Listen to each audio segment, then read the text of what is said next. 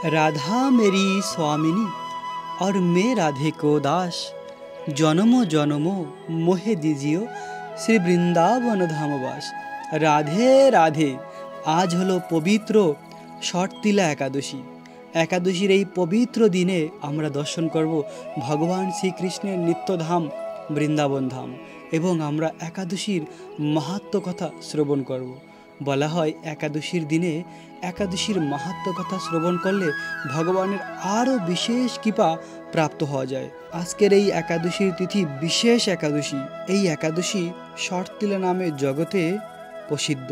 এই ষটতিলা একাদশীর দিন ৬টি কার্য করতে হয় তিলের দ্বারা। যেমন ১ নম্বরে তিল দান করা এবং ২ নম্বরে তিল দিয়ে স্নান করা, ৩ নম্বরে তিল দিয়ে ভগবানের অর্চন করা, ৪ নম্বরে তিল দান করা, ৫ নম্বরে তিল ভোজন করা, ৬ নম্বরে তিল দিয়ে পিতৃপুরুষদের উদ্দেশ্যে তর্পণ করা। এই ৬টি কার্য করতে হয় তিলের মাধ্যমে। আর এই ৬টি কার্য যে করে সে সমস্ত পাপ থেকে মুক্তি লাভ করে এবং তাছাড়া ওই একাদশীর ব্রত পালন করলে সমস্ত পাপ থেকে মুক্তি লাভ হয়। এই ষটতিলা একাদশীর কয়েকটি মাহাত্ম্য খুব গুরুত্বপূর্ণ। তার মধ্যে এটি একটি রয়েছে, ষটতিলার ব্রতের প্রভাবে সমস্ত দারিদ্রতা দূর হয়ে যায় এবং রয়েছে শারীরিক কষ্ট।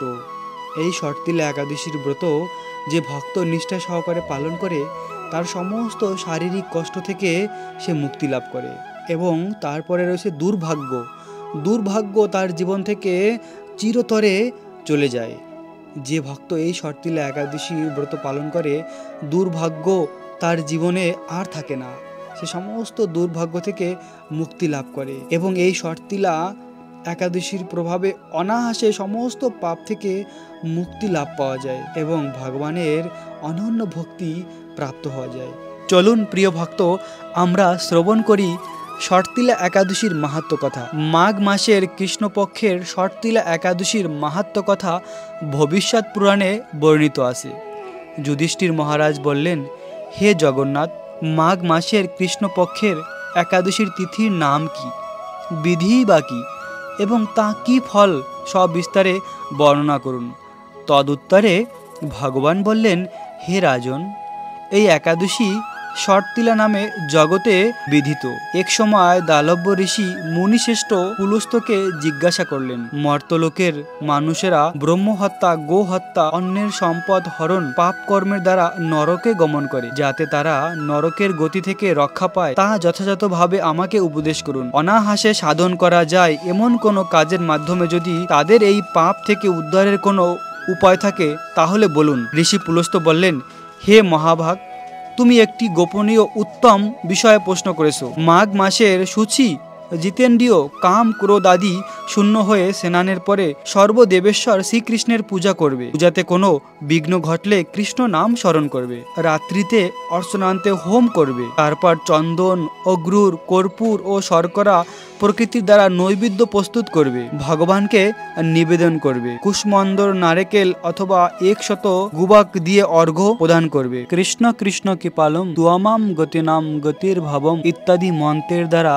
ভগবান কৃষ্ণের পূজা করবে। কৃষ্ণ আমার প্রতি প্রীত হোক বলে যথাশক্তি ব্রাহ্মণকে কলস, ছত্র, বস্ত্র, পাদুকা, গাভী ও তিলপত্র দান করবে। স্নান আদি কার্যে কালো তিল অত্যন্ত শুভ। তো এই একাদশীর ব্রতের দিন ব্রাহ্মণকে তিল দান করার বিশেষ মাহাত্ম্য রয়েছে। কালো তিল দান করার পর মহিমা রয়েছে। হে দ্বিজোত্তম, ওই প্রদত্ত তিল থেকে পুনরায় যে তিল উৎপন্ন হয় তত বছর ধরে দানকারী স্বর্গলোকে বাস এবং অনেক বিধি রয়েছে। তিল দ্বারা স্নান, তিল শরীরে ধারণ, তিল জলে মিশিয়ে তা দিয়ে তর্পণ, তিল ভোজন এবং তিল দান করা, এই ৬ প্রকারের বিধানে সর্ব পাপ বিনষ্ট হয়ে থাকে। এই জন্যই এই একাদশীর নাম হয়েছে ষটতিলা। হে যুধিষ্ঠির, এক সময় নারদও এই ষটতিলা একাদশীর ফল ও ইতিহাস সম্পর্কে জানতে চাইলে, যে কাহিনী আমি তাকেও বলেছিলাম। পুরাকালে মর্তলোকে এক ব্রাহ্মণী বাস করত। সে প্রত্যহ ব্রত আচরণ ও দেব পূজা পরায়ণ ছিল। উপবাস কর্মে তার শরীর অত্যন্ত ক্ষীণ হয়ে গিয়েছিল। সেই মহাসতী ব্রাহ্মণী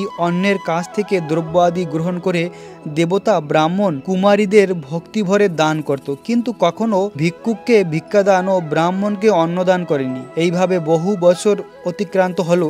আমি চিন্তা করলাম, কষ্টসাধ্য বিভিন্ন ব্রত করার ফলে এই ব্রাহ্মণীর শরীরটি শুকিয়ে যাচ্ছে। সে যথাযথভাবে বৈষ্ণবদের অর্চনও করেছিল, কিন্তু তাদের পরিতৃপ্তির জন্য কখনো অন্ন দান করেনি। তাই আমি একদিন, অর্থাৎ ভগবান একদিন কাপলিক রূপ ধারণ করে হাতে তামার পাত্র নিয়ে সেই মহাসতী ব্রাহ্মণীর কাছে গিয়েছিল। ব্রাহ্মণীর কাছে গিয়ে ভিক্ষা প্রার্থনা করলো। ব্রাহ্মণী বলল, হে ব্রাহ্মণ, তুমি কোথা থেকে এসেছো, কোথায় যাবে তা আমাকে বলো। ভগবান শ্রীকৃষ্ণ বলল, হে সুন্দরী, আমাকে ভিক্ষা দাও। তখন সে ক্রোধান্বিত হয়ে আমার পাত্রে একটি মাটির ঢেলা নিক্ষেপ করলো। তারপর আমি সেখান থেকে চলে গেলাম। বহুকাল পরে সেই ব্রাহ্মণী ব্রতের প্রভাবে সশরীরে স্বর্গে গমন করলো। মাটির ঢেলা দানের ফলে একটি মনোরম গৃহ সে প্রাপ্ত হলো। কিন্তু হে নারদ, সেখানে কোনো ধন চাল কিছুই ছিল না। গৃহশূন্য দেখে মহাক্রোধে সে আমার কাছে এসে বলল, আমি ব্রত পালন করেছি, তপস্যা করেছি, নারায়ণের আরাধনা করেছি, এখন হে জনার্দন আমার গৃহে কিছুই নেই। অর্থাৎ সেই ব্রাহ্মণী ভগবানকে বলল, হে ভগবান, আমি এত তপস্যা করেছি, কিন্তু আমার গৃহে কোনো ধন চাল কিছুই নেই। তখন ভগবান যে কথা নারদ মুনিকে বলেছিল, হে নারদ, তখন আমি তাকে বললাম, তুমি নিজ গৃহের দরজা বন্ধ করে থাকবে। মর্তলোকের মানবী সশরীরে স্বর্গে এসেছে শুনে দেবতাদের পত্নীরা তোমাকে দেখতে আসবে। অর্থাৎ সেই ব্রাহ্মণী তপস্বিনী সশরীরে স্বর্গলোক প্রাপ্ত হয়েছিল। সাধারণত কেউ সশরীরে স্বর্গলোকে যেতে পারে না, শরীর ত্যাগ করার মাধ্যমে তাকে স্বর্গে যেতে হয়। কিন্তু এই ব্রাহ্মণী এতটাই তপস্যা করেছে যে তিনি সশরীরে স্বর্গলোক গমন করেছিল। তখন ভগবান সেই ব্রাহ্মণীকে বলছিল, তোমাকে দর্শন করার জন্য দেব পত্নীরা আসবে, কিন্তু তুমি দরজা বন্ধ করে থাকবে। তখন তুমি তাদের বলবে শর্তিলা একাদশীর পুণ্য ফল প্রদান করার জন্য। যদি তাদের মধ্যে কেউ সেই শর্তিলা একাদশীর পুণ্য ফল দান করার জন্য রাজি হয়, তাহলেই দরজা খুলবে। তিনি তাই করলেন, তিনি দরজা বন্ধ করে বসেছিল। এরপর দেব পত্নীরা সেখানে এসে তার দর্শনের প্রার্থনা করল। শর্তিলা ব্রতের ফল পেলেই কেবল সেই মানবী দর্শন দেবে জেনে তাদের মধ্যে এক দেব পত্নী তার শর্তিলা একাদশীর ব্রত ফল সেই ব্রাহ্মণীকে প্রদান করেছিল। সেই ব্রাহ্মণী শর্তিলা একাদশীর ব্রতের প্রভাবে দিব্য কান্তি বিশিষ্ট হলো এবং তিনি তখন তার দরজা খুলেছিলেন। দেব পত্নীরা তাকে দর্শন করে বিস্মিত হয়েছিল। যতটা সাধ্য মতে সম্ভব ততটাই দান করা উচিত। এই একাদশীর তিথিতে বস্ত্র আর অন্ন দান করলে শর্তিলা ব্রতের প্রভাবে দারিদ্রতা দূর হয়ে যায়, শারীরিক কষ্ট দুর্ভাগ্য থেকে মুক্তি লাভ করে। এই বিধি অনুসারে তিল দান করলে মানুষ অনায়াসে সমস্ত পাপ থেকে মুক্তি লাভ করে ভগবান শ্রীহরির নিত্যধাম বৈকুণ্ঠ ধাম প্রাপ্ত হয়। ভগবান নিজেই এই একাদশীর মাহাত্ম্য কথা বলছিল নারদমণিকে, যে এই একাদশীর প্রভাবে সমস্ত পাপ থেকে মুক্তি লাভ করা যায় এবং এই জীবনের শেষে ভগবান শ্রীহরির ধাম প্রাপ্ত হওয়া যায়, ভগবানের নিত্যধাম প্রাপ্ত হওয়া যায় ভগবানের ভক্তির মাধ্যমে। আর ভক্তির এটি একটি বিশেষ অঙ্গ একাদশীর ব্রত পালন করা, ভগবান কৃষ্ণের নাম জপ করা এবং একাদশী দিন ব্রহ্ম মুহূর্তে ঘুম থেকে উঠে স্নান করে তিলক ধারণ করে ভগবান কৃষ্ণের নাম জপ করতে হয় এবং তুলসী মহারানীর পরিক্রমা করা, তুলসী মহারানীকে জল দান করা এবং একাদশী দিন ভগবানের কথামৃত শ্রবণ করা, একাদশীর মাহাত্ম্য কথা শ্রবণ করা এবং বেশি বেশি করে কৃষ্ণ নাম জপ। কেননা শাস্ত্রে বলা হয়েছে, মাধব তিথি ভকতির জননী যতনে পালন করি। এই একাদশী তিথি হলো ভক্তির জননী।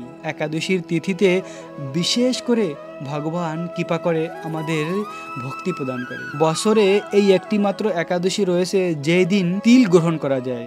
বাকি যে একাদশী রয়েছে সেই সমস্ত একাদশীতে তিল গ্রহণ করা যায় না। শুধুমাত্র এই শর্তিলা একাদশীর দিন শাস্ত্রে রয়েছে যে তিল গ্রহণ করা যায়, বাকি একাদশীতে তিল গ্রহণ করা যায় না। কিন্তু কেউ যদি গ্রহণ না করতে চায় তাহলে সেটাও করতে পারে, বাধ্যতামূলক নয়। একাদশীর ব্রত পালন করার এটি উদ্দেশ্য, ভগবানকে সন্তুষ্ট করা, বেশি বেশি করে ভগবানের নাম জপ করা। কেননা নাম ও চিন্তামণি, ভগবান কৃষ্ণের নাম হলো চিন্তামণি। ভগবানকে প্রাপ্ত হওয়ার একমাত্র উপায় এই কলিযুগে ভগবান কৃষ্ণের নাম জপ করা। হরে কৃষ্ণ কৃষ্ণ কৃষ্ণ হরে হরে, হরে রাম রাম রাম হরে হরে। ভগবানের এই নাম ভগবান কৃষ্ণ থেকে অভিন্ন। যদি আমরা এই দুঃখময় সংসার থেকে মুক্তি লাভ করতে চাই, ভগবানকে প্রাপ্ত হতে চাই, তাহলে ভগবানের এই নাম জপ করা উচিত। আর এই কলিযুগে এই নামই একমাত্র আশ্রয়। এই নাম জপ করলে এই ভব সমুদ্রকে আমরা পার করে ভগবানের কাছে চলে যেতে পারি। তাই তো ব্রজের শ্যাম সুন্দর কৃষ্ণ এই কলিযুগে চৈতন্য মহাপ্রভু রূপে অবতীর্ণ হয়েছে। আর তিনি গোলক বৃন্দাবনের প্রেমধন নিয়ে এসেছে। গোলক বৃন্দাবনের প্রেমধন কি? গোলকেরও প্রেমধন হরিনাম সংকীর্তন। গোলক বৃন্দাবনের প্রেমধন হচ্ছে ভগবান কৃষ্ণের এই নাম, কৃষ্ণ নাম। আর সেই কৃষ্ণ নাম চৈতন্য মহাপ্রভু নিয়ে এসেছে ভক্তরূপে। তিনি আমাদের সকল বদ্ধ জীবকে উদ্ধার করার জন্য এই কৃষ্ণ নাম নিয়ে এসেছে। তাই তো ভক্তি সহকারে, বিশ্বাস সহকারে এই কৃষ্ণ নাম জপ করুন। যে যতটা ভগবান কৃষ্ণের চরণে আত্মসমর্পণ করবে, যার যতটা এই নামের প্রতি বিশ্বাস এবং রুচি হবে, সে তত বেশি ভগবান কৃষ্ণের কৃপা প্রাপ্ত হবে। প্রিয় ভক্ত, এভাবে ভগবান কৃষ্ণের এই বৃন্দাবন ধামকে দর্শন করলে ভগবানের বিশেষ কৃপা প্রাপ্ত হওয়া যায়। কেননা এই বৃন্দাবন ধাম ভগবান কৃষ্ণ থেকে অভিন্ন। এই ধাম চিন্ময়, চিন্তামণি, এবং এই ধামকে দর্শন করলে আমাদেরও ভগবানের প্রতি বিশেষ ভক্তি এবং প্রেম বৃদ্ধি হবে। আশা করি সকল ভক্ত এই শর্তিলা একাদশীর ব্রত পালন করে ভগবান কৃষ্ণের বিশেষ কৃপা প্রাপ্ত হবে। রাখবেন নিজেদের অনেক যত্ন, থাকবেন কৃষ্ণ ভাবনাময়। রাধে রাধে।